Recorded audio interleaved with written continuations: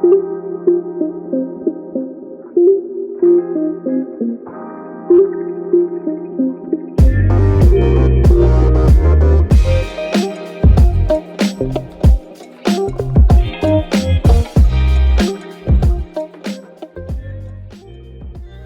you've made it to the podcast Recovery Captured, hosted by me, Shannon Louise, a certified recovery coach and self-verified addict.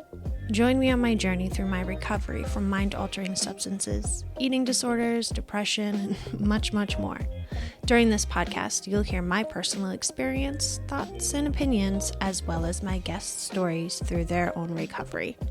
I hope that you're able to take something away from this podcast and use it as a tool to help you see that your story is picture perfect.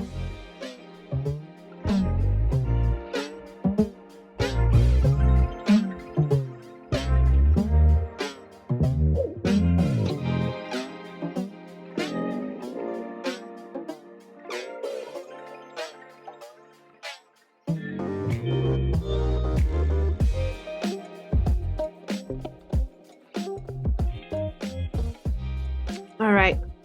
So welcome, Christina, to the podcast. I appreciate you taking your Sunday to chat with me. How are you? I'm good. I'm excited to be talking with you. Yeah. Good.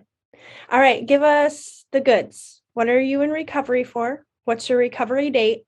And a fun fact. Okay. Well, as I said, or as you said, I'm Christina.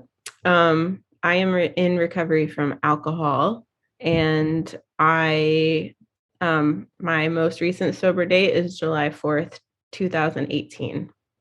Oh, fun fact. So, I actually have a degree in biblical studies, which is always really interesting to tell people because I have this entire chunk of my life where I was deeply involved in religion.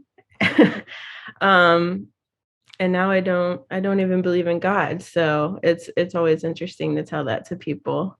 That's fascinating. What got you into it, and then why are you not in it anymore? Yeah, so that's a whole podcast episode in and of itself. But when I was 15, I was quite the wild child.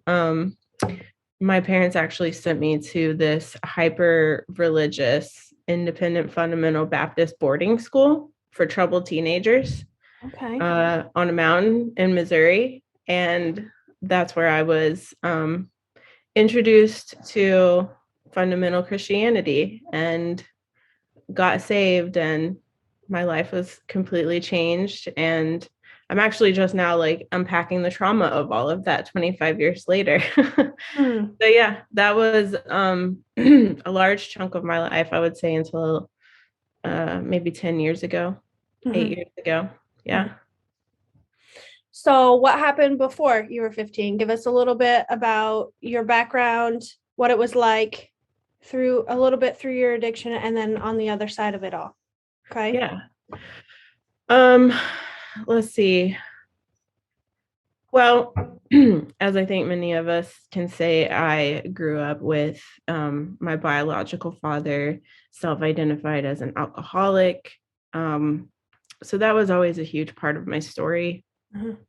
I certainly remember sitting in the smoky rooms of Al-Anon, even as a teenager, as a young person, or hanging out with my dad when I would see him in AA. And so my experience with addiction was more up at, growing up in the position of being impacted by somebody else's, addiction. And my dad just being in and out of my life, not knowing if he was dead or alive, that kind of thing. And then I lived with my mom and my stepdad, and I have a younger brother.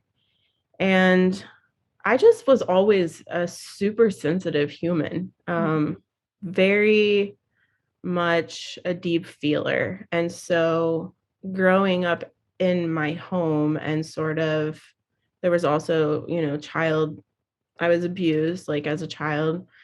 And so I think the impact of all of that on me being a sensitive person And growing up in a home where that was not really understood, it was very overwhelming for my mom. And I had a lot of sort of, growing up in the 80s, it was a whole different time. And so there weren't a lot of like even like clinical approaches that were compassionate or understanding at that time, being a child who was just sensitive in nature like that. So all that to say, like, I think that I rejected who I was at a very young age. Like, when our parents treat us like we're too much, or like if I would have deep feelings, I could just feel that it overwhelmed my mom and I would just feel left alone. Right. And so I really think that that is this sort of current that's like underlying everything. Just like not knowing myself, not loving myself. And so I think that growing up and being a teenager and all of those things, it was sort of like the perfect storm for me to find ways to escape myself. Yep. To escape those intense feelings that I would have. I didn't know what to do with them. There was nobody like sitting with me being like, I can hold this with you. You're not too much. Or even, pointing me to the places where maybe I could have expressed it like creatively or, Like so someone selling you support. yeah. Yeah, exactly. Yep. And it's so wild to look back at that time because I just like picture myself as this teenage girl being so upset and so overwhelmed and just like wanting to go to her and hold her and be like, you're so fucking cool, like let's hang out. Let's not hurt ourselves. But as I look back on it, I think I was just really, really alone. And I think we go through different places like on our journey and healing. And I'm able to look back and hold space for like my mom and my stepdad and my dad. Just they were hurting humans, right? Like I think they did the best that they could, but also holding space for the fact that I really was neglected. There weren't people there with me helping me figure shit out. So when I was 15, I tried to take my own life. I took a whole bottle of Prozac, and I don't think I was actually trying to end my life. I think it was like a really big cry for help. But I was, taken in an ambulance and got my stomach pumped. And soon after, I was sent to a boarding school for troubled teens. That was just it was like a cult. It was insane, abusive, just really, really harmful. And I am grateful for that experience because I do think it was something that probably saved my life. I don't think it was the only way, right? Like a lot of times I think it's like I haven't been able to hold space for the pain of that because it was always this thing that was like, this saved my life, right? But it's like it's that intention, like it's that intention over impact, and the impact of that was also really, really great. And so I think going back and looking at that, like even when I was sent to that school, we were not allowed to talk about our past. They took all of our clothes, like they took out all my earrings. They wouldn't let me talk about my past at all. It was just like this clean like cut. And so all of everything like up until the age I was 15, it was just like tucked away, frozen in time almost. And after that, it was like I was a different person. I really, really was. And I think there's something about like the structure of really strict modes of like religion where there's like all of these rules and like this is the type of Bible you read, this is how you dress, this is how you talk, this is how you act. There was something that was so secure about all of that, like going from the chaos of my life into this like this is how you're supposed to be, here are the rules. It felt safe to me, I think, you know. How long were you at that school for? I was there for 5 months. Oh, okay.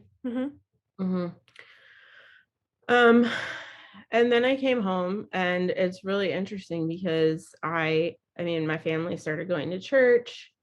I continued, just like I was just like really hardcore, right? Like really deeply believed what I believed. And I didn't even drink. Like, I mean, I was a part of a sect of Christianity where you didn't drink. And so it was most of my life, really. I mean, I drank when I was a teenager before I was sent there, but then I didn't drink all the way until I was married, which was, I was married when I was 25. So yeah. It's a long time. Yeah, it is. So let's see. It's hard to know where to pick up, but I guess, you know, like I said, I really didn't drink until we started going to a church where it was like hangouts at a pub and like have some beers or whatever. But I didn't really notice that it was a problem until after I had my first child. I think that my anxiety increased. I didn't feel like I knew what I was doing. And I also think that those of us who have such a hard childhood, it was like I put all of this pressure on myself to be perfect, right? Like to give her the things that I didn't have. I was also really alone. None of my friends had kids yet. And so it was sort of like I lived my day feeling bound almost, just like this constant anxiety of feeling like I had to be perfect, that when I would get my child to bed, it was like the finish line, to then just like sit down and drink and smoke cigarettes and feel like almost like it was this space where I could just give zero fucks. But I certainly didn't recognize that that's what I was doing. And I was always the person, like, if we would go to parties, like, I would be way more fucked up than anyone, right? Like, I was that person. Um, and then it was, sort of fast forward. I guess it's also important to note that there's just like a huge lack of awareness in my journey. Like, I've always been the kind of person where I can tell, like, I think many of us, right, is it's like I can read a person in 2 seconds. Like they can walk in the room and I think it's probably trauma, right? It's like that sixth sense. So even in my marriage, there was always this feeling of like something isn't right, something isn't honest, right? And so I think that when I got married, it was like this opportunity for me to feel like I was being rescued again from myself, you know, I do. that even there was just this feeling that I got from like my family of like, oh, thank God Christina's marrying this man who like kind of has his shit together, right? And not even in a way where my family, they deeply love me, but it's sort of like I kind of feel like I've always been this person that's like this emotional goo that's just like flopping around everywhere. And like here was this person who was this container for it. Was he also religious like you were? Yeah. So we actually met at church. Oh, Yeah. okay. Yeah. And so I think again, it's like as I'm talking, it's like these moments in time where I didn't know, but it was like a self-betrayal in order to be okay to be rescued, because I didn't feel like I was a safe person. I didn't feel like I was okay, like to trust myself. Nobody ever was like, hey, you can trust yourself. Like, and it's okay that you have big feelings, and it's okay that you don't need somebody to rescue you or to fix that about you. Mm-hmm. So I think it's like this, even in my marriage, it was like like I said, it was always like there was something I was feeling like this isn't right. Something isn't right. He isn't being honest. But he was this sort of person who rescued me. And so there's almost like this theme in my life of like other people know better than me, right? So I would completely abdicate, is that the right word? My power to this other person. And so I think it's like I look back and it's like, here's this mom who's like trying to be perfect, right? To do everything right for my child. I'm in this marriage again where it's like I can't fully express myself or my needs. And because I was like very religious, there was no option like to get out of that, right? Like it's like a forever deal. um, so um Yeah, I think that, my drinking just increased over time, like drinking in the evenings. And then, I think did I share since we were recording about my dad being an alcoholic and yeah, Not since we started recording, but before you mentioned it to me, but yeah. So I think that I grew up with my biological father who was a self-identifying alcoholic, yep, you mentioned also that. struggled with like prescription drugs. Right. So and also my stepdad like struggled with drug addiction.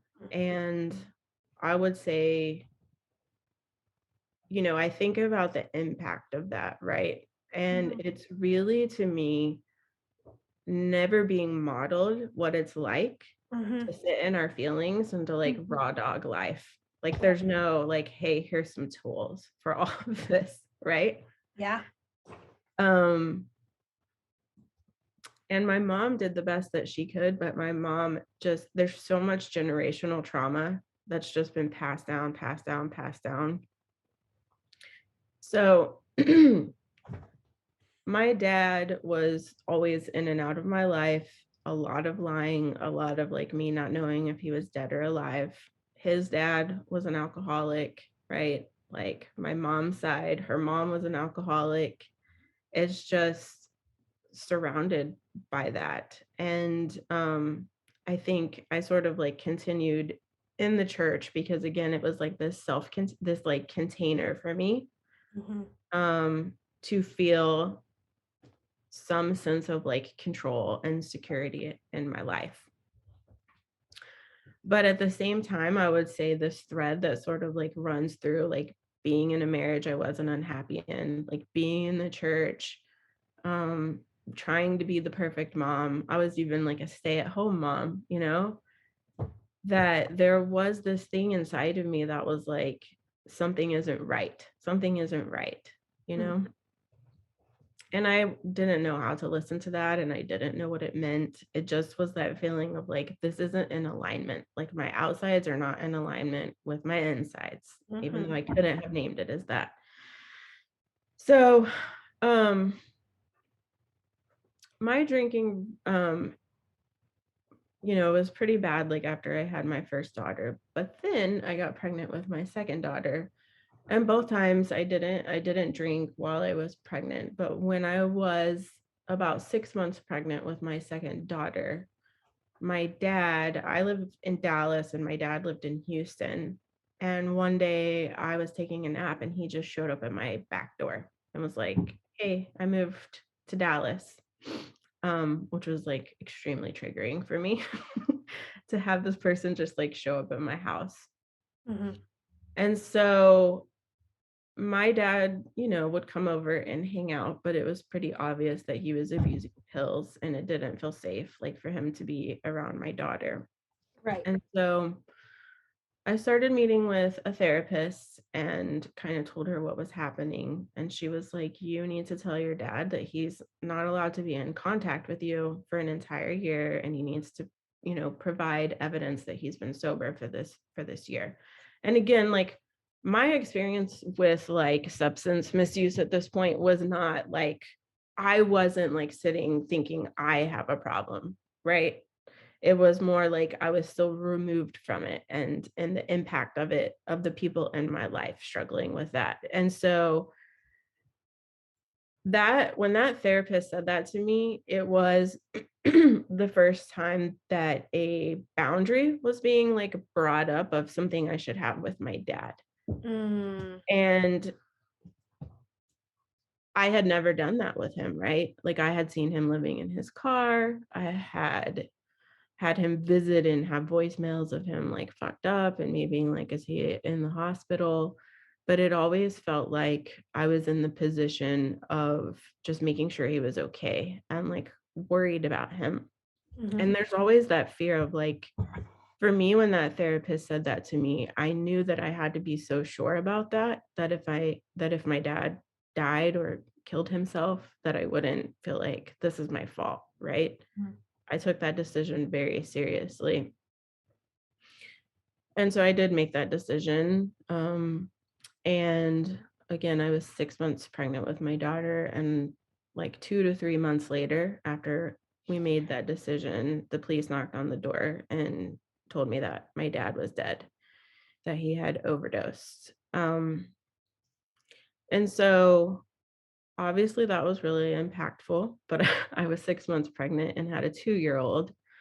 I'm in this marriage that I'm not happy in. It was just sort of the perfect storm of just compounding pain upon pain, like from my life, you know? Did you take his death as your fault after making that boundary? Did you feel like what that decision, like why you made that decision, did that come back up for you? Like, I shouldn't have made that boundary type of deal? I would say that it definitely came up, but it wasn't like I had really thought through it to the point where I don't think like in the deepest part of me, like I didn't blame myself, you know? But it was just shocking. And it didn't feel like, as grief often is, especially being pregnant and having a 2-year-old, it wasn't like my life could just stop, you know? Yeah. Yeah. And so pretty soon after my second daughter was born, I mean, my drinking just like took off, you know. It was pretty bad. And it was a lot of me trying to figure out how to control it, right? It's sort of funny, like when I think back on all of the things that I tried, right? It's like, I'm gonna go vegan to get sober. I'll grow an herb garden. I'll buy new pajamas, like I tried going to AA. I tried talking to somebody at my church, right? But there was also this feeling of like when I would go to AA, it was like, did I drink enough to like earn my way in here? Like I feel like this is a problem, but it almost feels like I didn't earn the badge, Right. Yeah. I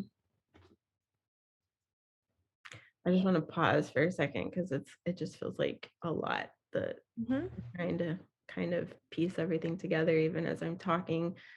And I want to say too, and I know I said this to you earlier, but this conversation feels really important to me because of where I'm at in my journey now, which is like, I'm coming up on 4 years sober. But so much of my journey has been in the position of being a coach, and helping others, and I love it, and it's such a joy, right? But what I've realized is that I also need to make sure that I am investing in my own recovery, and part of that is the healing work of being able to share my story with people like you. So really it's just like I almost just feel really out of practice talking about myself as a coach. Like I feel like I'm so I have that gift, and I'm sure you do too, of like holding space for people. But when I share my story, it feels like I'm just now sort of making sense of it all myself. And as I've shared, it's like there hasn't been a lot of space in my life for me to be with myself, for me to be with myself with other people. And so it's almost just like it's such a gift for somebody like you to just hold space for me. So I just wanted to name that, that this just feels really important. And it's just kind of messy as it all is. But I do want to say, like, I have such a heart for moms because there is so much shame wrapped up around drinking as a mom. And there's so many things that we cannot say, right? It's like there's this fear of like, if I'm honest about this, is somebody going to take my kids away from me? Like, there's just all of these things that we can't talk about. And now my kids are 11 and 8. And so I do feel like there are things that I can say that I want to say in case there are other moms listening to this, right? Like, I breastfed my kids like when I was drinking, right? Like there was one night that my then husband brought my daughter to me and I accidentally like dropped her because I was so drunk, right? And I think that because during the day I would try to be so perfect, and then at night I would get so fucked up that it was almost like I just constantly lived in this place of like shame and guilt, but also sort of like a denial of what was actually happening, Because as a mom, it's like it becomes like I should be able to stop doing this thing because I love my children, right? Like, what kind of mom, this is like sort of the voice, is like, what kind of mom would do something like that? Right. But I was and so now I'm able to look back and say, like, that was wrong, right? It's not, but it's also like this acknowledgement of I was in so much pain, so much pain. And I didn't know what to do with it, right? And who do you talk to when you're a mom who is going through that? Where are the safe spaces for you to go that are shame-free, where you can say, I'm really struggling with this, and like Right. that it's safe? Right. Well, it sounds like you had a lot of shame and now there's forgiveness that comes with it. It's hard to forgive yourself for things that, that we've done. But there's not going to be growth if we don't have forgiveness, right? Yeah. I think that's one of the hardest things, like working with people, that I still hear, and I bet you do too, is just like, what do I do with the things that I did? Right. And I do think it's something that we have to grieve, right? Because it is a loss. And there are people, I'm sure, who are listening to this who are probably like, yeah, but you don't know. I did this, right? Right. And I can't forgive myself for that. And I think that truly, and I'm curious if you agree with this, I think shame is the real enemy in all of this. Absolutely. Yeah. I mean, off the top of my head, I can't think of something else that would fall in line with that. So yeah. Yeah. Shame. And shame can look different in any way. You know what I mean? Yeah. Yeah, I agree. I remember this one night after my second daughter was born. And, I had like clinical anxiety and depression and probably postpartum stuff, right? Even though it was like not diagnosed at the time. And so it almost felt like I had to find something to like, it's almost like I felt like I was a sponge that was just like absorbing everything around me. And alcohol was this way to like squeeze it out. Or a balloon that's like so full of air and you just like let it go and it's like all over the place. And now obviously I know that alcohol is not actually helping my anxiety, but it's like that feeling of like just for 20 minutes, like not feeling like I'm completely coming undone. But I just remember my ex mother-in-law and father-in-law coming to town to help with my baby. And so I went out to a friend's house and drank. And when I came back home, I think it was like my mother-in-law knew what I was doing and everybody was asleep, but she sort of like came up to me in the hallway and it was like she was telling me some random fact, but I knew what she was actually doing was like seeing if I probably like smelled like alcohol or cigarettes or whatever. But there would be just like sort of micro moments like that where it felt like I was being confronted with what I was doing, but not in a way where it was like, hey, I'm concerned about you. But it was just like that shame of, you know, especially when growing up with a parent who struggled with substance misuse, it's like this denial because I can't be that, right? Like, what would that mean about me?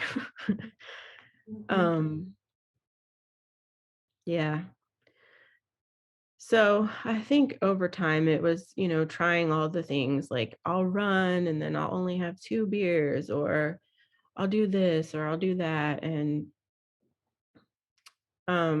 So like an attempt to control. for sure. Mhm. Yeah, for sure. Lots of attempts to control and change habits, you know. Well, it's that narrative we tell ourselves. If we can, change this behavior or this action, we're not that bad. Right? Mhm. And I didn't want to give it up. Yeah, exactly. So you're going to try every source you can to keep that addiction with you. Absolutely. It's like, how can I control this enough to not have to like say goodbye to it? Because it actually, I mean, that's the thing is, I think it's important to name stuff like that. The alcohol was actually giving me something, right? And if it wasn't giving me something, then it wouldn't have been so hard to give up. And I didn't know how to, the alcohol was a way to try to meet my needs, you know, and I didn't know how to meet those needs in any other way. I didn't know like, okay, like, you know, you remove, if you just remove the alcohol, it's like, here's this anxiety, here's this overwhelm, here's like a long life with lots of trauma, right? And you have 2 kids. And so what are the options, right? And at the time, the only option to me was AA, right? Because that's what I knew of growing up and my dad. And so the experience of feeling like this doesn't feel right and then going to AA and being like, I don't know if I've like drank enough to be here. It's like this position of like, well, where do I belong? You know? Right. Um, Yeah, alcohol was definitely serving us because that's how we taught ourselves to cope, because growing up we weren't taught those emotions and how to regulate those and what they are, how to name them and stuff. So we turn to alcohol or drugs or whatever it may be. And now we're faced with life, we're faced with kids. mhm, Now you take that away, and it's like, mhm. you're lost. So Yeah. definitely serving us. Absolutely. As fucked Yeah. up as that sounds, right? Like, how can alcohol serve you? You know what I mean? To someone that Yeah. doesn't understand addiction or alcoholism. But yeah, it was definitely serving us. Yes. Mhm. Yeah. And it's like, it was also hurting me, right? It's like an abusive relationship. But I think it's important to name that because I think when I do work with people who are especially just like really early on in their journey, um, you know, we obviously like I hate big alcohol and I hate the entire industry, but I think that we're afraid to name the fact that, you know, alcohol is this thing that people, it's like the lubricant for social situations. That It's is a way true. to feel like we can calm our anxiety. It's a way for us as empaths, like if I talk to somebody and they're not like, it's really hard to be a human in this fucking world, I'm like, I don't know where you have lived. Like, I cannot relate to you. And so to me, it is understandable that you take a person with a lot of trauma and a lot of pain. Yep. Oh no, you're good. Sorry. We're getting Dog. rowdy. And then they find this thing where it's like, oh my God, I can like feel normal for a little while, or feel calm, or like as an empath, it's like I can like not give a fuck for a little while and turn it off and not feel afraid. Why would somebody not want that? You know? The thing is it just like doesn't deliver. And I think there's a grief in that, right? Absolutely. Because then we're just left with like the trauma and the pain and the reality of, oftentimes it's like we look at our lives, we take the alcohol away, and it's like, I don't want any of this. Like, that is scary and hard. So now, when you started to get sober and stuff like that, how did you learn to deal with this trauma without alcohol? Yeah. Well, I think that there was a really pivotal moment for me, like on my journey. So sort of my routine is like I said, I was like a stay-at-home mom at the time. So I would make it through the day, get my kids in bed, same routine, right? Which is very ritualistic for most of us. It's like grab the beer, grab the cigarettes, go outside, sit down, Google how to get sober. Listening to all the TED Talks, like finding all the things, trying to find other women who might be like local that I could reach out to. So there was one night when I was Googling that I came across Holly Whitaker, who started Hip Sobriety, which turned into Tempest. But the reason why this moment was pivotal for me is she had a blog, and there was this image of her jumping off of a rock into the water, and it said something like something about creating a life you don't need to escape from. And it was the first time that recovery was being presented to me as something that could be wonderful. Right. That it wasn't a death sentence, because my entire experience with addiction was that it was like this death sentence. It was like this jacket that you had to wear, like a jacket of shame that you had to wear everything. Like, you've fucked up so much that you've lost this privilege that everybody else has, right? And so it opened up this new idea for me, where it was like, I think it was one of those moments where I felt that feeling of like, this feels right to me on the inside, right? Right. So now we're trying to match the insides with that. Yes. Yep. Yeah. It was just like something lit up, right? And at the time, I don't even know what year it was, but I don't think that Holly had started like Hip Sobriety or anything like that. And so it was just like, that idea was introduced to me, but it was years before like I actually like started on that path. So I think I saw that, and then a couple years later I started going to AA. And I needed AA at that time. Like, it was really difficult for me, coming from a history of fundamentalism, to go into a program that a lot of the language was very reflective, like a fundamentalism. It was, that black and white thinking. Yep. But I had a wonderful, wonderful sponsor in the beginning, and it got me through like that first part where like I had somebody to call, and the cravings and the meetings, right? And so I stayed sober for about a year through AA. But what started happening was, it didn't feel like it was matching my insides, like the program anymore. And I think this is really important, because it was like I had this internal, like deep rooted belief that I couldn't trust myself, right? So being told things like, your alcoholism is just like in the parking lot doing push-ups, like just waiting to snag you. Or this idea that it's like I'm an alcoholic and it's a disease and I have it and it's and there's no cure, right? And so even though I was like longing for something different, because I also felt like for me, this is my experience, Right. there wasn't room within the doors of AA to question anything. That if I questioned something, it was because I am an alcoholic and I just need to follow the rules, right? And it also just felt so harmful to me, like this idea that I could do all of this work and like not drink. And then if I drank again, it was like, you're starting over, like go back to the finish line, right? And completely start over. And so all of those things combined, again, I don't think I could like name it at the time, but it wasn't in alignment with like what I felt on the inside, which is like a longing for something different and more. Space to question, space to learn. And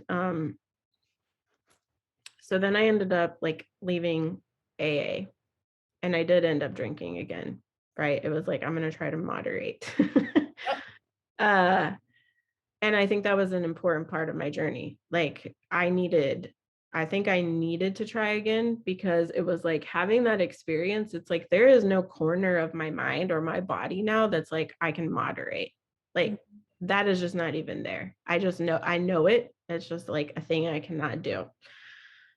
So I drank again for a year, and I think anybody who's sort of like had the experience of like having any time sober and then drinking again or using again, it is a very unique place to be, because then it was like, what if I am the exception? Like I am like, if this didn't work, like maybe I just need to like accept the fact that this is who I am, like my dad, right?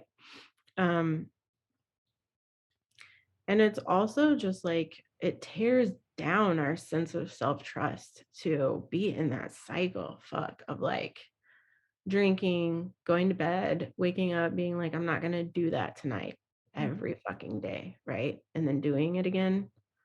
At some point, I just got so tired of like telling myself that it was like, I'm not going to even try anymore, right?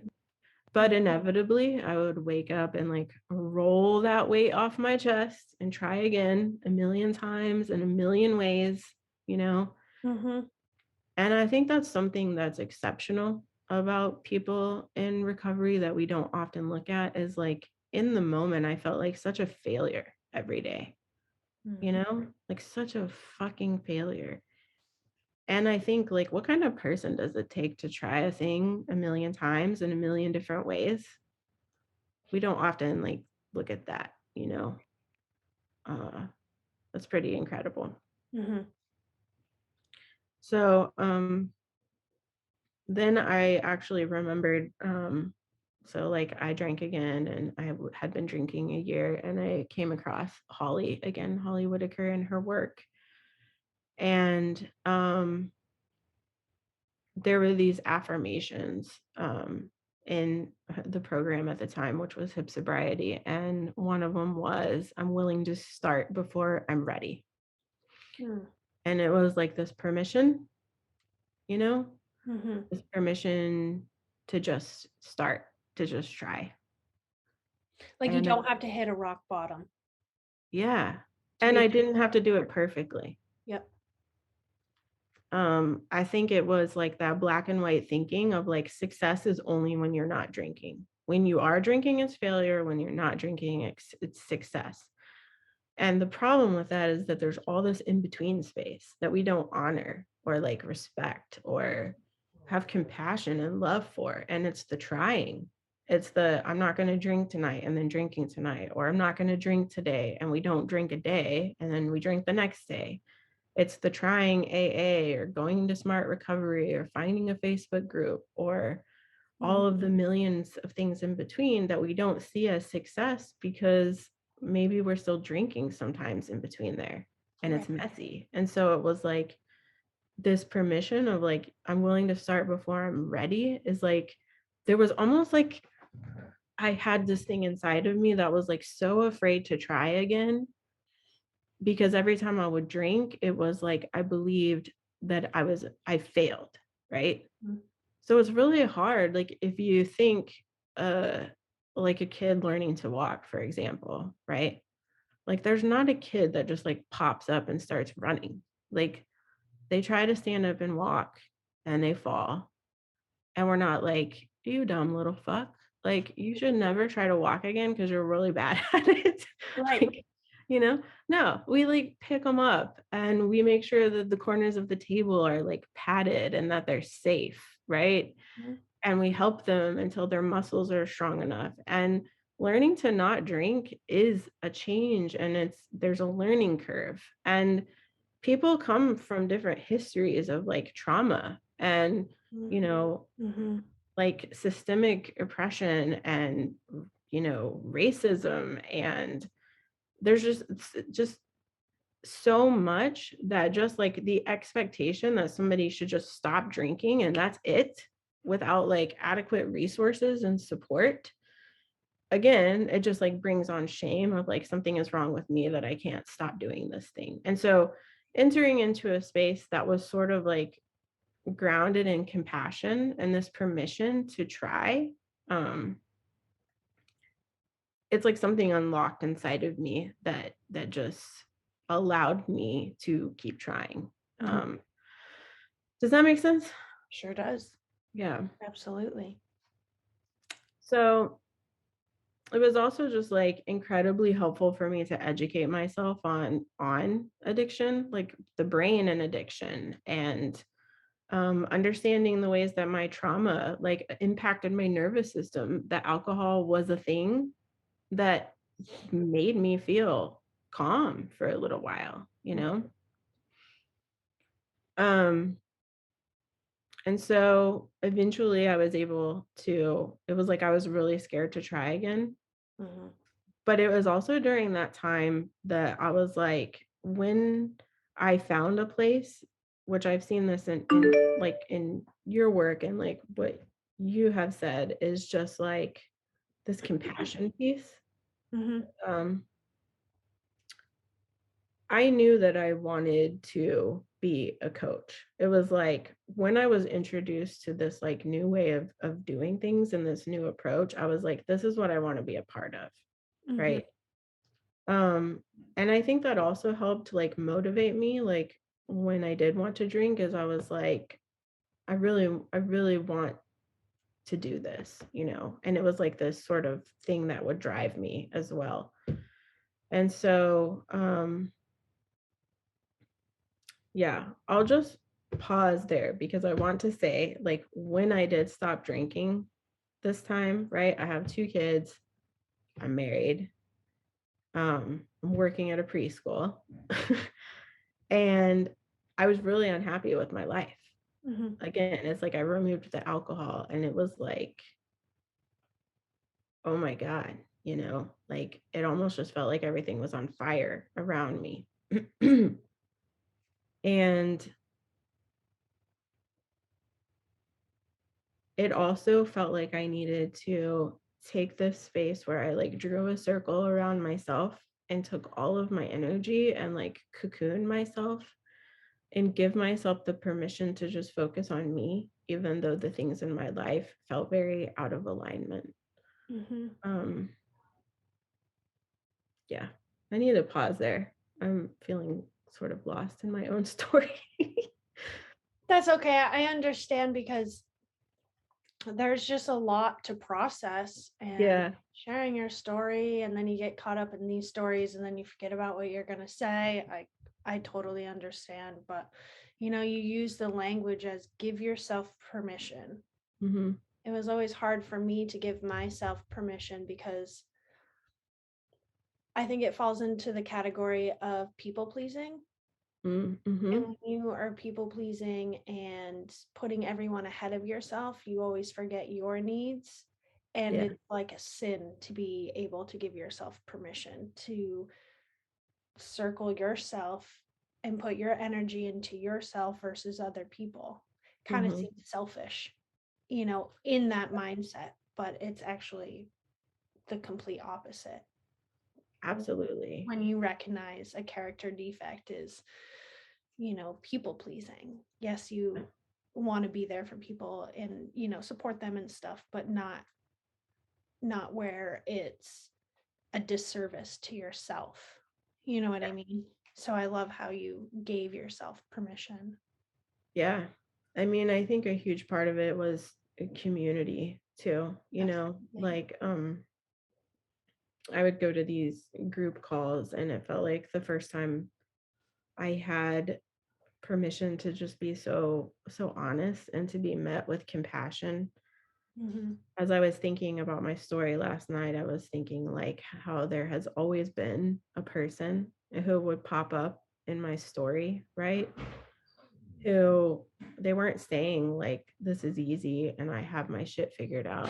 It was like this is really hard for me too. Right. Mm-hmm. And I think that having that connection and somebody saying like, yes, this is hard. Mm-hmm. Again, it was like able to dispel enough shame for me to just like keep showing up. I also just feel like right now, like I'll just name, like, I feel afraid that I'm like not sharing my story right, or like that it's not good, or that I'm gonna like look back on this conversation and be like, are you familiar with the Enneagram at all? Okay. I just have this thing inside of me that's always like this pressure to like be unique or to be exceptional, that this is a new thing for me, what I'm doing. And so it's like this fear of I'm being boring, or I'm not, or someone's going to listen to this and I said something wrong, or I didn't say the right thing. And so I just wanted to name that to you, that it's like, yeah, I think you're also, back to the people pleasing. yeah. We're not going to please everyone. And there will be 100% at least one person that listens to this podcast and be like, yep, that's me. Yeah. That's me. Or I can recognize those feelings, or I haven't recognized that feeling. And I think that's where I'm at in life now. Or excuse me, I think anyone that shares their story always feels like they're not going to meet this need or this expectation that they set for themselves, especially when you're being recorded. I think that adds a whole nother level to it. But anyone that like, we never do good enough for ourselves. Like, being vulnerable is wonderful. Showing up for this podcast is wonderful. Sharing what you can of your story is wonderful. And that's just where it needs to be. You know what I mean? Like, there's nothing more that any of us expect from you, Yeah. I think it's such a value of mine to be authentic too, that it's like, it can almost be like this pressure, like you're saying. So yeah, I think that I just think back on these, I'll just tell this story because I think this was really helpful for me at the beginning of my journey. But it's just like those early days of like trying not to drink, like just trying to make it through the day, even though like all day I'm thinking about drinking. I also find that for myself, it's like, and what I see in people that I've worked with is that when we try to stop drinking, it's coming from this place of like, I need to get my shit together. So it will almost be like this attempt to like fix ourselves. And so to try to do everything all at once, right? Like I'm going to start running and I'm going to eat healthier and I'm going to stop drinking and I'm going to, all the things. And so I think that's sort of what was happening for me. And so there was this one particular day that I like took salmon out of the freezer because, I'm going to be the perfect mom and make the healthy meal and all that shit. And it like came time to cook the salmon. And I was part of an online community and I just got on there and I was like, I took this sounds so stupid now. I took the salmon out of the freezer and I don't want to waste it, but I feel like I'm going to drink. and somebody commented and said, my friend Wit, who she's my friend now, but she was like, throw the fucking salmon in the trash. And it it just like radically shifted everything for me hearing that, because in the most simple terms, like I was either going to make the salmon and drink, or throw the salmon in the trash and like order pizza or make chicken nuggets and not drink. And I mean, that was the reality of it. And it's that sort of like underlying perfectionism. And so that became like a mantra for me, like throw the fucking salmon in the trash. It's that permission early on to like give ourselves the space that we need to move through it. Like our kids are not going to die if they eat chicken nuggets for a month straight, like, or if they watch more TV than what we would like, or have more screen time, or we don't spend as much time with our partner. Like it so is giving yourself permission to not be perfect. Absolutely, that permission to be imperfect. And it's really hard in the moment, because it feels like if I feed my kids frozen chicken nuggets, like, you know, whatever the thing is, everything feels so permanent. Like we can't zoom out and see the progression of things, of like, I can feed my kids chicken nuggets for a month and they can watch TV every single night, so I can make it through the night without drinking. And then a month from now, it's not chicken nuggets anymore. It's, you know, a sandwich and some broccoli, because I have more capacity, right? Because when I power through like my own limits to try to be perfect, it can become the thing that drives me back to drinking, right? It's like, I'm going to stop drinking because I want to get my shit together. So I try to like fix everything, and then I exhaust myself, and it's the thing that brings me back to drinking. And it's just like this cycle. Excuse me. So going back to this conversation that we're having, and you're kind of feeling lost, and you know, this perfectionism, just fucking throw the salmon away. Right?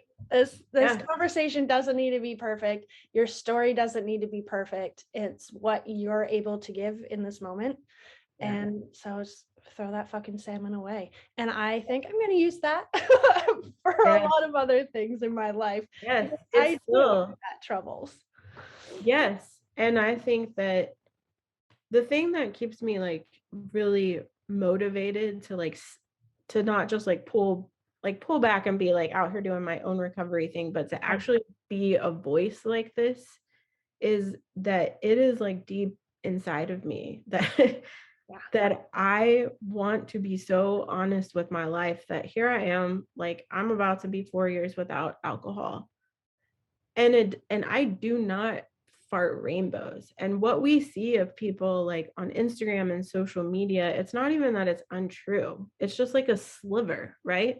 Because like I can show up to this call with you and be like, I'm so grateful that I'm sober. Like I'm divorced now, and I'm like, you know, embodying who I think I really am, and I'm healing from my trauma, and I'm going to therapy, and I signed up for a 10K running group, and I'm building community, and all of those things are true, right? It's not even a lie. It's just that is like 10% or like 5%, right? It's like, I want to share that I'm 4 years sober, and the hardest work that I have ever had to do is to heal from my trauma.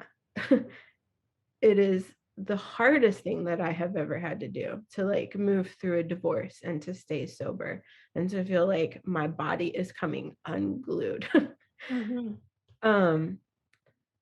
It is the hardest thing to just be human and to show up and to feel my feelings still. It's not like I got sober and it's like this beautiful before and after, but to me it is this beautiful opportunity to experience what it's like to heal my trauma and to be able to show up differently in relationships, to not abandon myself so that somebody will choose me anymore. Like that's incredibly painful, but it is fucking beautiful and astounding, right?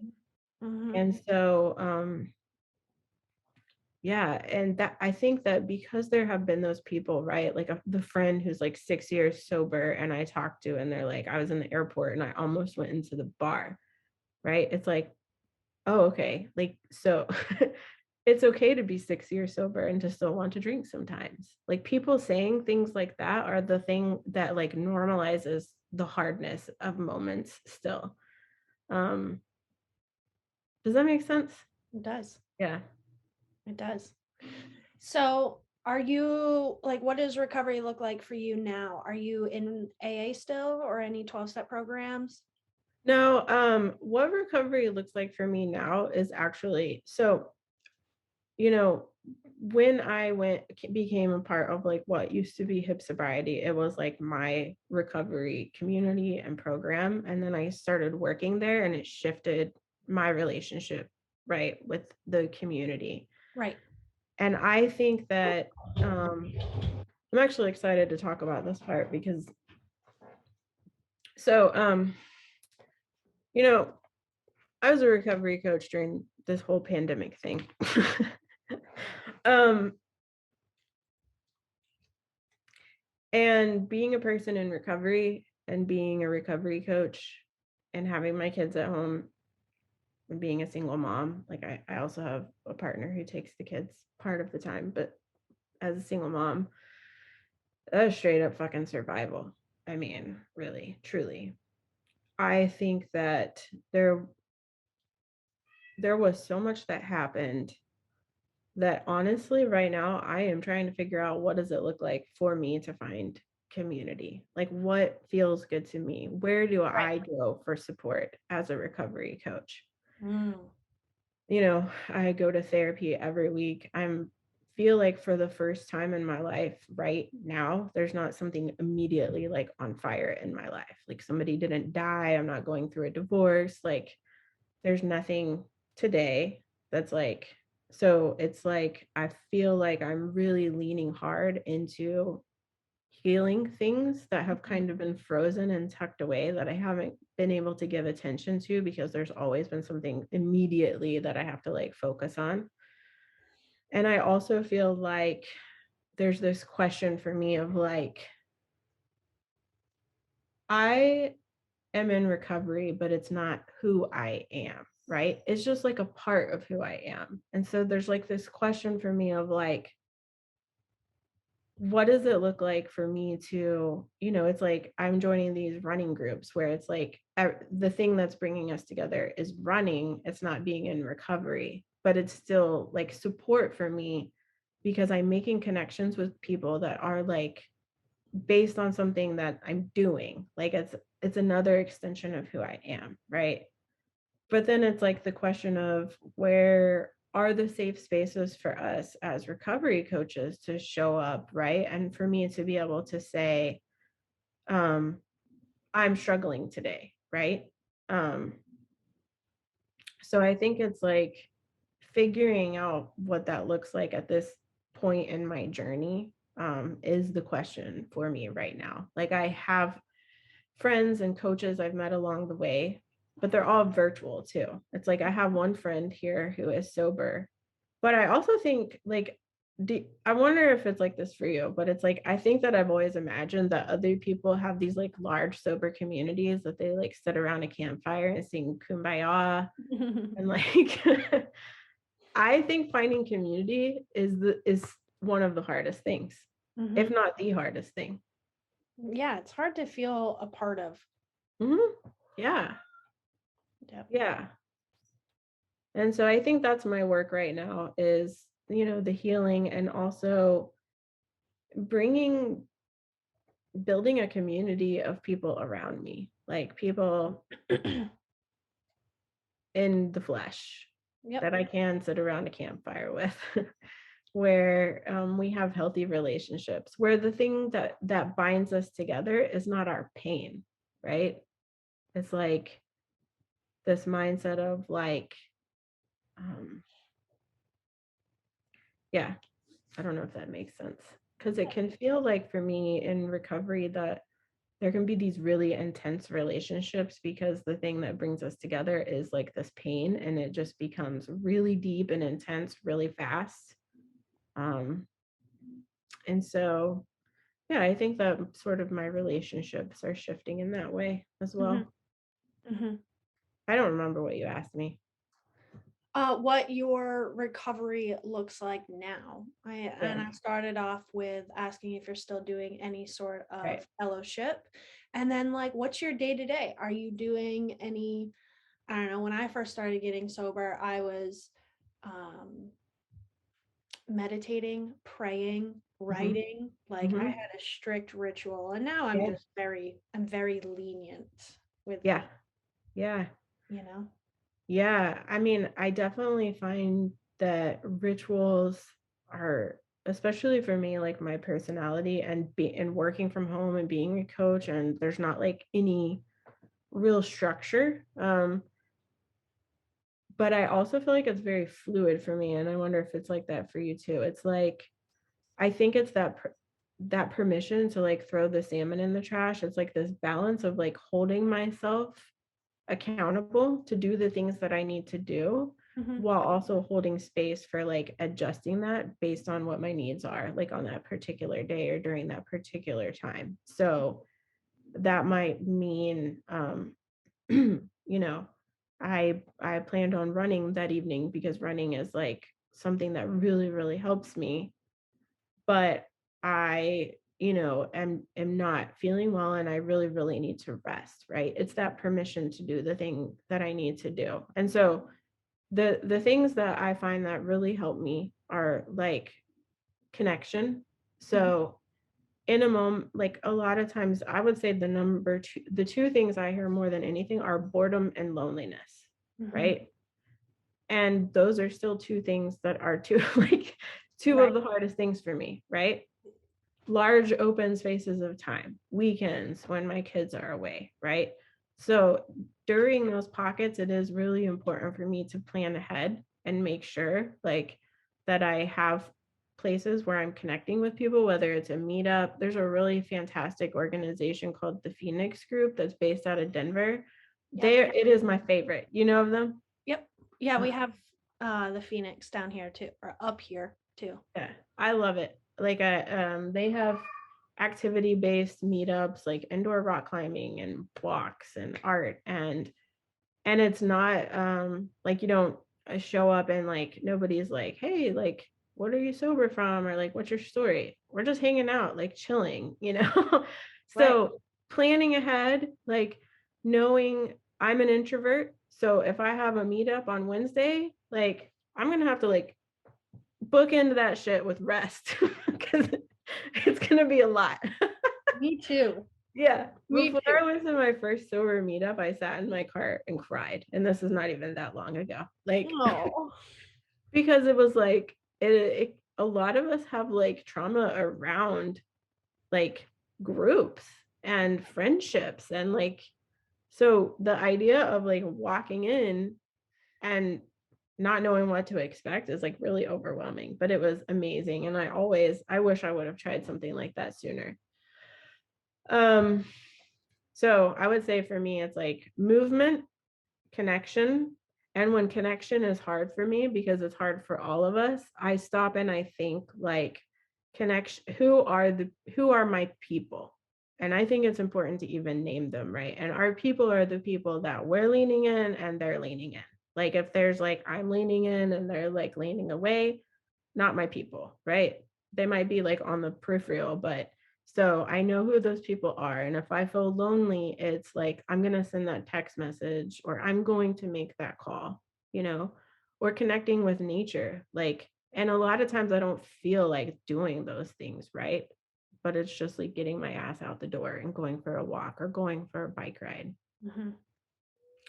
And I also think for me at this point in my journey, it is the intentionality of investing continuously in my own recovery, which means conversations like this, which means making sure that I'm like listening to books and listening to podcasts, because I think that for me personally, I've been in survival mode through the pandemic, that it has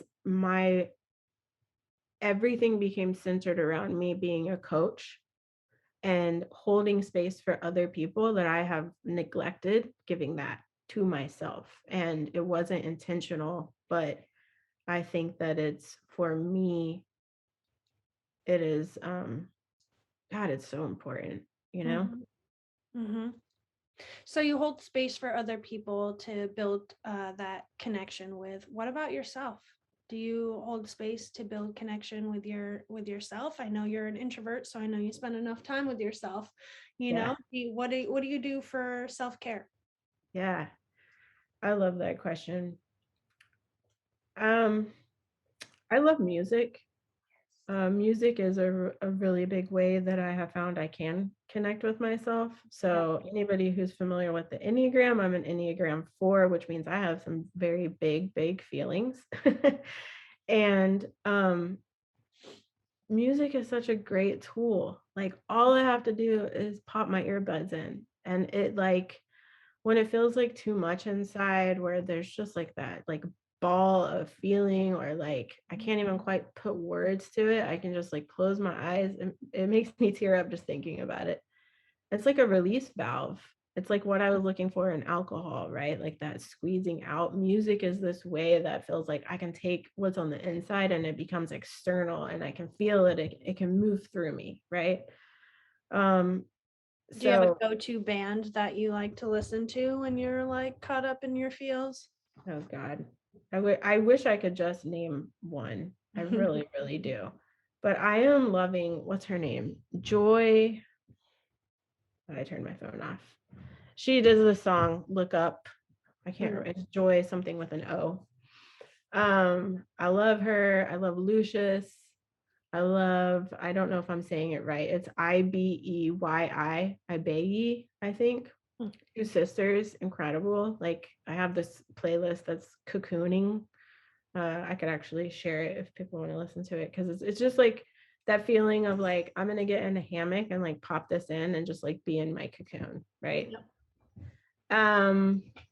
What else do I do for self-care? It's not baths and essential oils. That's the interesting thing about like rest and self-care, is I have like created, I think to myself, like, when I need rest or when I need self-care, I'll ask myself, like, what part of me is tired?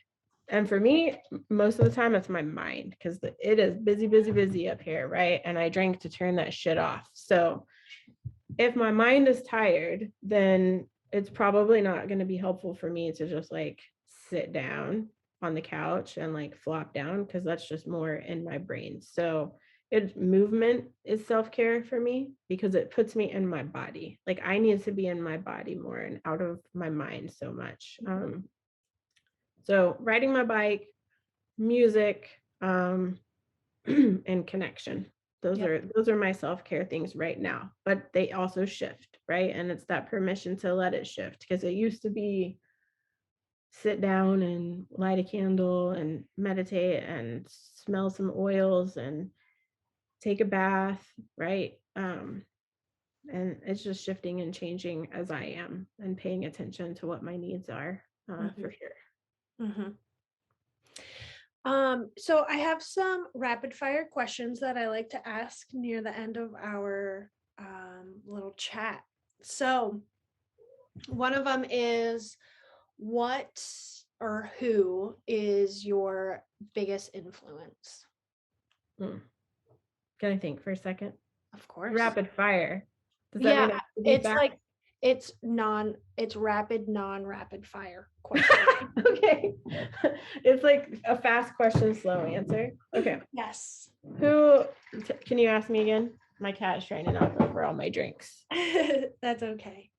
So who or what is your biggest influence Right now? Okay.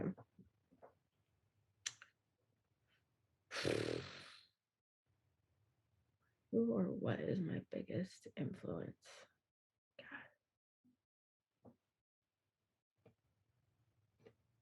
I guess I would have to say my therapist. Yeah. She's so beautifully, that is the gift of a good therapist, is it's like this gift of feeling seen and held and understood. That's so healing. Yeah. Wonderful. I like that. What's one of your biggest accomplishments? And just you asking that just brought up a flood of emotions. Like, I am so proud of being sober, like in this way of like, God damn, I mean, how far back does this shit go? And I have shown up over and over and over again. And it makes me incredibly proud that I have had a really hard life. And I don't say that like with a victim mentality, but like it's been fucking hard. And you know, I've had 2 parents die of overdoses. It has been just insane. And then I still have my heart open to the world, to love, to receive. Yeah, that I feel really, really proud of that. What are 3 things you're grateful for?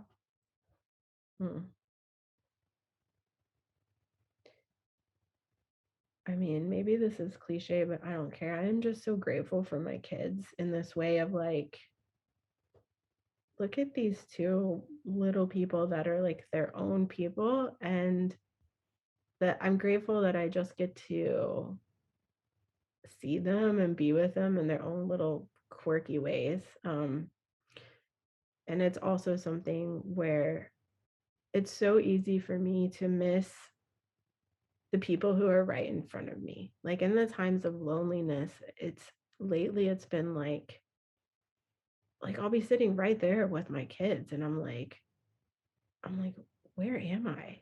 And then it's like this reminder to just like, it like snaps me back into the present of like, look, I have this cat and I have these 2 kids right here, you know?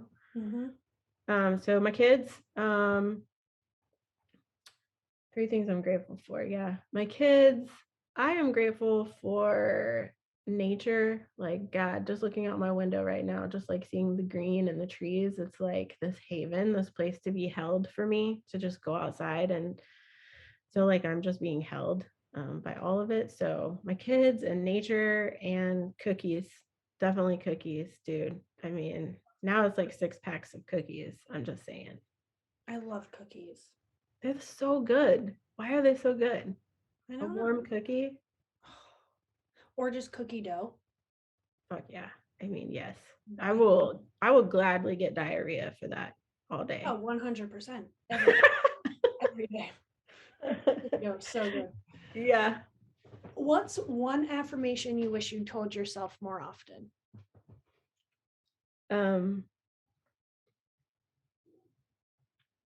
It's okay to be basic. I love that. It's okay. That's my mantra this year. It's okay to be basic.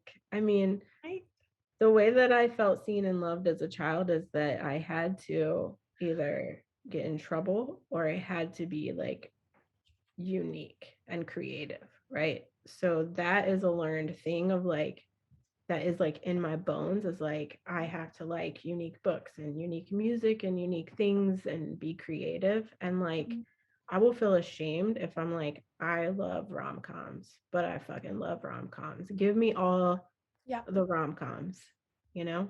Absolutely. I love it. Okay, just 2 more. What's something that you would like to accomplish? I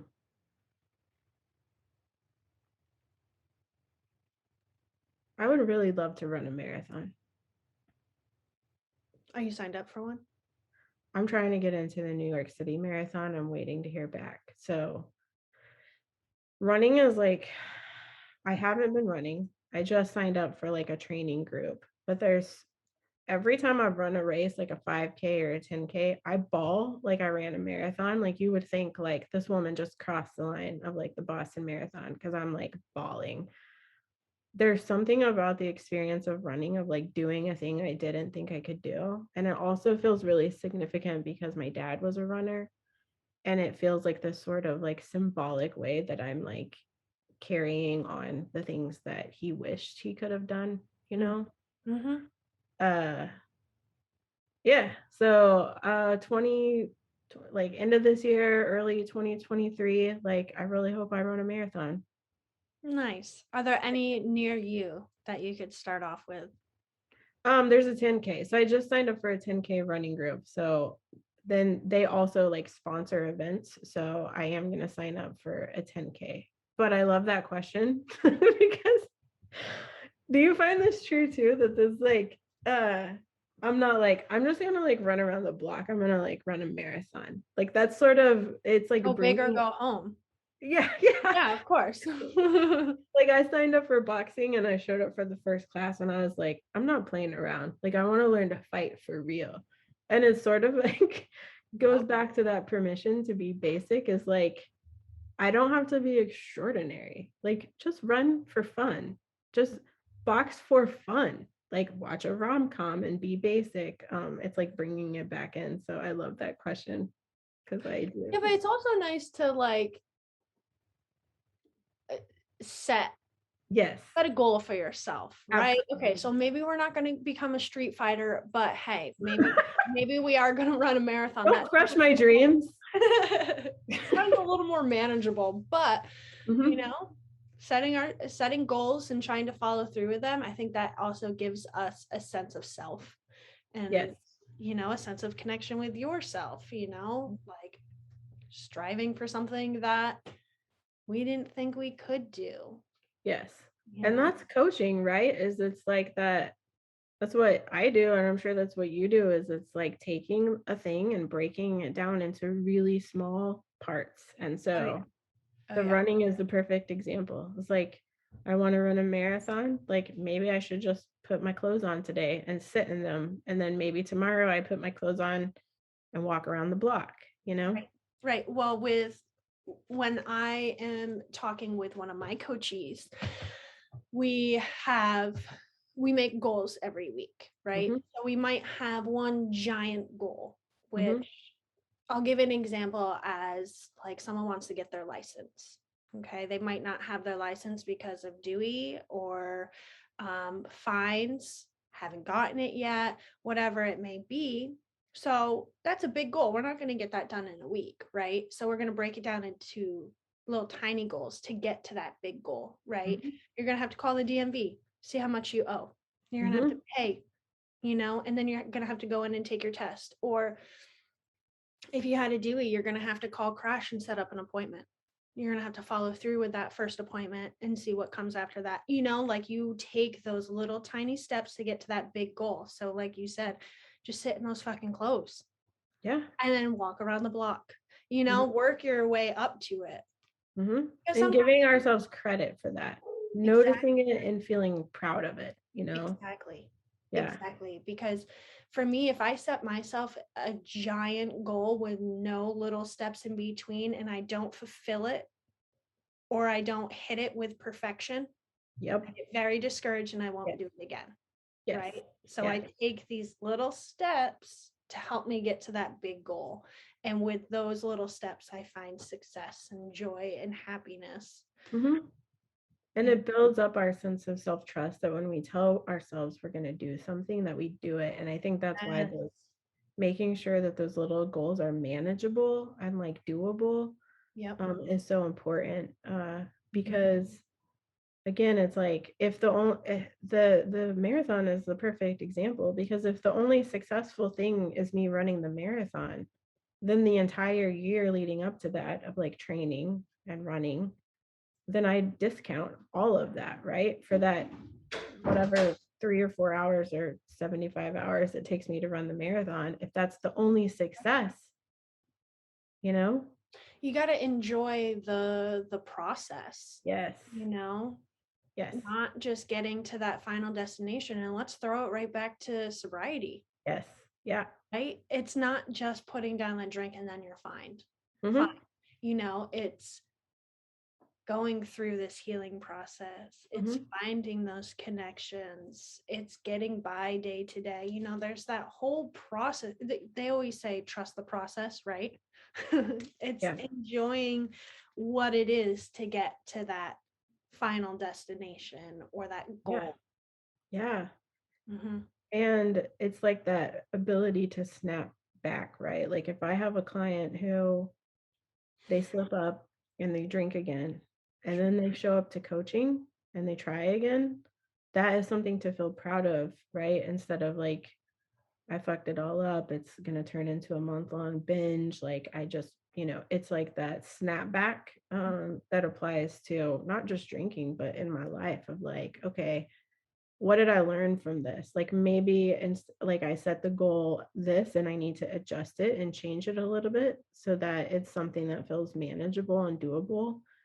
Um, because I think that shame is something that it kind of pulls us under and it zaps our energy. So just that, all right, I slipped up, I'm going to snap back up and I'm going to try again. Like, what do I need to do to keep myself safe? What do I need for support? I need to make a plan, Right. And it's like, if you fall back, it's not criticizing yourself. It's being gentle and kind and finding where you could, I don't want to say do better, but increase your chances for success. Because if one of our coaches slip up, we're not going to present to them judgment. We're not going to be harsh on them. We're not going to criticize them. So at what point is it okay to do it to us when we don't fulfill a goal that we might have? We have to be gentle, just like we are with our friends, our family, our coachees. Yeah. Definitely. Have you noticed over time too, just like that way that I talk to myself? Like, I feel like, God, I just remember realizing that it was like I was on the ground in fetal position crying, and then I was standing over myself, like, what the fuck is wrong with you? Yeah, kicking Get you. your shit together, right? That's so funny that you bring that up, because I was literally thinking about that last night, and how it's very foreign to me now to think that I talk to myself the way I did. Yeah, it's painful to remember, isn't it? It is, and it was not long ago. Yeah. It was in the last year that I would beat myself with a hammer. Yeah. And I would say the nastiest things to myself. And now it's like, I don't even take into consideration talking to myself the way that I would have ever talked to myself. And I've done that through like healing from my eating disorder. I did a lot of talking to myself in a mirror. Yeah. That's, with that body dysmorphia. Yeah. It changed my narrative. And so for you to bring that up, I was thinking about that last night, and it's like, holy shit, I haven't beat myself up in a very long time. When you first tried like the talking to yourself in the mirror and like that shift, did it feel like petting a cat the wrong way? Was it just like so foreign to you? Was it just Absolutely? It almost felt, it would almost annoy me, like almost like, because the community that I was a part of, it was very much like, I love you, like very compassionate and, affirmations. And I almost just wanted to like throw up in my mouth a little bit. And I think it's like a protection mechanism. So like, I'm curious, did it just feel silly and foreign to you at first? I felt ridiculous. Yeah. And a lot of the times I didn't follow through with it. Yeah. Sometimes I just sat there and like, cool, and just walked away. And then other days when I was feeling really down, or I got out of a meeting with my nutritionist, she's like, go do this. Like, she gave me tasks and like homework to do, and I followed through with it. And now it's just like, before I have a client with tattooing, I might be really nervous, and I use that as, a coping mechanism of, I'll go in the bathroom while I'm washing my hands. I say, you got this. You're going to fucking kill it. Just breathe, and now I can like talk myself through it. And then when I'm in it and I'm feeling anxious again, it's like, oh, okay, I told myself that I got this. Yeah. I'm going to do fine. I'm going to do great. So with time, it became a lot easier. And now it's not even a practice. It just, it just like became a part of who you are. Yeah. I feel like for me, it came from a place of like this underlying belief that I could punish myself into healing. Like, that if I was kind to myself, it would be permission. And it turns out it's like the opposite, that I don't believe we can punish ourselves into healing. Like, how many times, if I could have punished myself into healing, like, nothing would have ever been a problem, because I was really good at that, Right. Right. And it's Just like, as I've done it for so long, why continue? And the thing that gets me the most, and I will always get choked up about it, is like, would I ever talk to my little self that way? Yeah. Like, I was so hurt and broken and lost and vulnerable. Like, imagine looking at your little self, like, you're a piece of shit and you actually are not worthy of this life that you're living right now. You should probably follow through with your intentions. Like, Yeah. no Yeah. fucking way. And would you ever say that to your best friend or to your child? Right. Yeah. So why, if you wouldn't say it to them, why are we giving ourselves permission to talk to ourselves that way? And that really shifted it for me as well. Is like, I would never talk to my little self like that. Yeah. I mean, I just remember I'm a very visual person, and it was like, I realized instead of standing over myself screaming, I needed to like get down on the ground and like hold myself and give myself the love that I so desperately needed. Like, that little girl, Christina, needed somebody to come in the room and hold her and be like, I'm going to stay right here with you. I am not going anywhere. Have you ever done a type of therapy called EMDR? So my therapist does that now, but we just haven't started practicing it yet, because but have you?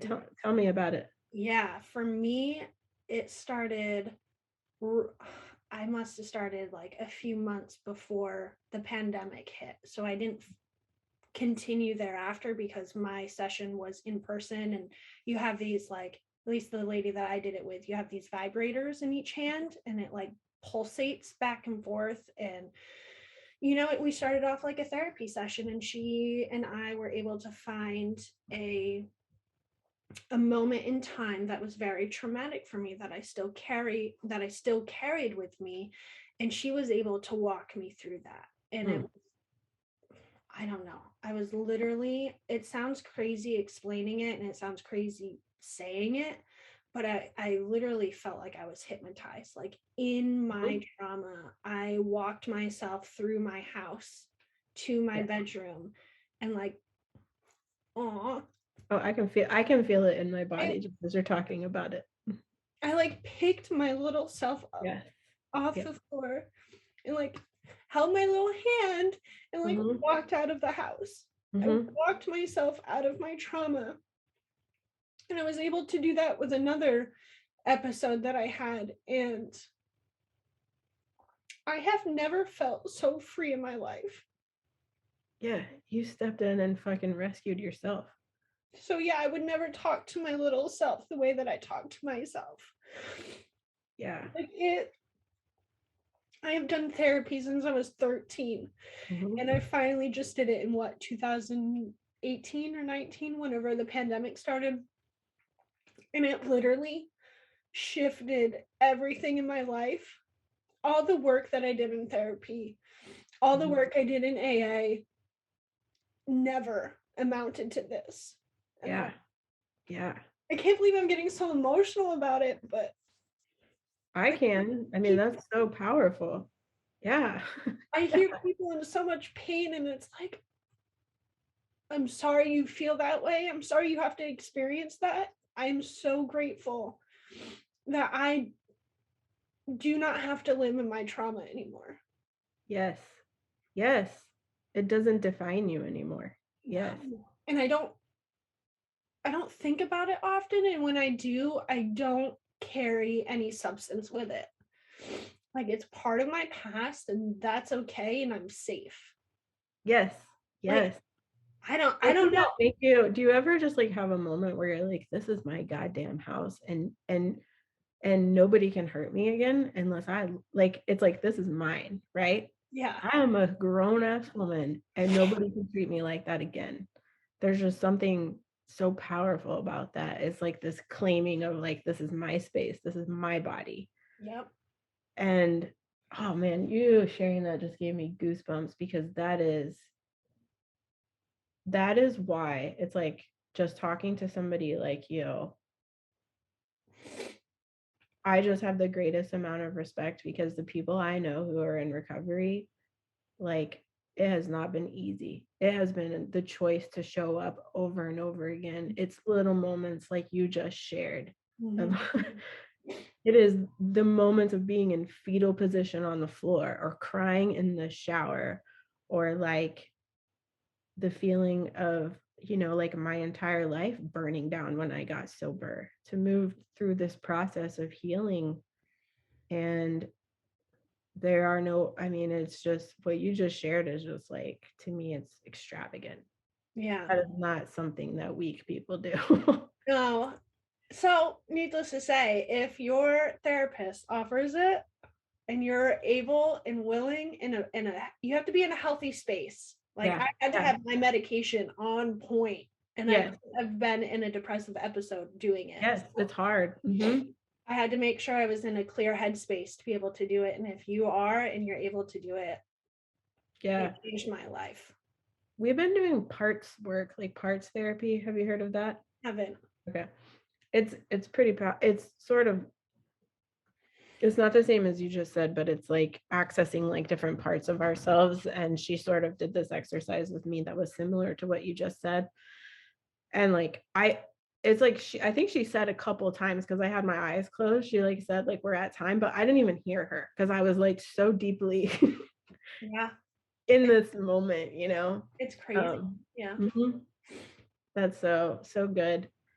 And I've made sure on the days I have therapy, I like block off time afterwards to like take care of myself,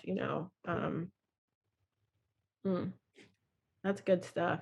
Yeah. And I think in the beginning for me, like with the self-talk, it was the willingness, right? Because sometimes it feels like too far of a stretch to be like, I love myself, or whatever. It's like, I'm willing to learn to love myself. I'm willing to try. I'm willing to look in the mirror, and instead of be like, oh my God, like, look at you, like, you're just like your dad, you ugly piece of shit. It's like, instead, like, I'm willing to see that I am a worthy person. I'm willing to believe that I'm a worthy person, and that I don't have to repeat these patterns, and I am showing up, and I am trying, and it changes over time. And I still do it. Like, I still have my triggers that they will send me straight. It's like that domino effect. And so it's like catching it sooner, right? Instead of it spiraling me out into, I'm never going to get my shit together.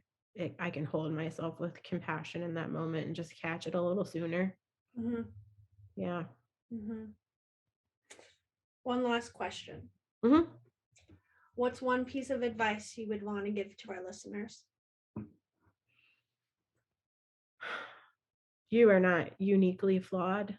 Like, I think that most of us have this belief that somehow we are worse off, or somebody might be listening and thinking like, somehow you and I have our shit together more than they do, or yeah. I think that's it. Like, you're not uniquely flawed. You're not broken. You might feel that way, but yeah, you are so very worthy of love and healing, and learning that you can trust yourself. Take that, like, for somebody listening who's like, just like, I don't know what to do, like, it's just close your eyes for a second, and put your hand on your heart, and ask yourself, like, what do I need to do next? And listen to that, Go look at yourself in the mirror, because that changes everything. Yeah. You have that conversation with yourself. With anything. Oh my God. Yeah. I think that one of the great things about the time that we're in now is there are so many resources and so many communities online that, for some people AA works, for some people it harms them. Like, So it's like there's Smart Recovery, there's the Luckiest Club, there's so many coaches and communities that yeah, just like trying to find a place where you can open and share and feel seen, you know. I think I hold group calls with the people I coach, and there are so many moments where it's like somebody says the thing out loud that they're so ashamed of, and then there's a moment where somebody's like, oh my God, me too. And it's just like this tangible moment of connection and healing that I think is so necessary to see ourselves mirrored in one another. I love it. Mm-hmm. Is there any social that we can follow you on? Yeah, my Instagram it's tina.labourgeois, which is like not an easy one. So I guess you'll probably drop it with the spelling. I have somebody who's building me a website. I'm moving slow in my business to make sure I'm intentional and also making sure I'm taking care of myself along the way, slow and pacing. So there will be a website soon. I do one-on-one coaching. I have a couple more slots open. I think I have like 16 people right now. So I'm just trying to like, make sure that I am giving my people the best of me. I have a group call, like I said, that people I'm coaching can come and share together.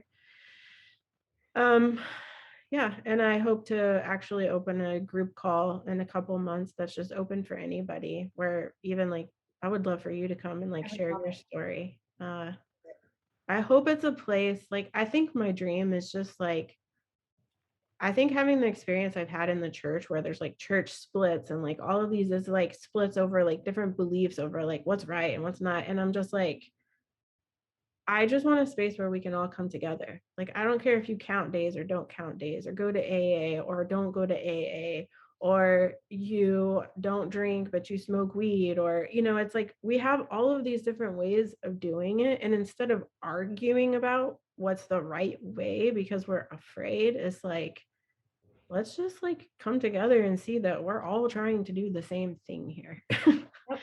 Yeah. So that's sort of my dream for a group call, is just like this spirit of like being able to come together and recognize the difficulty of that and try to make it a safe space for everyone, like regardless of their identity, Mm-hmm. Sounds wonderful. Yeah, it does. It does.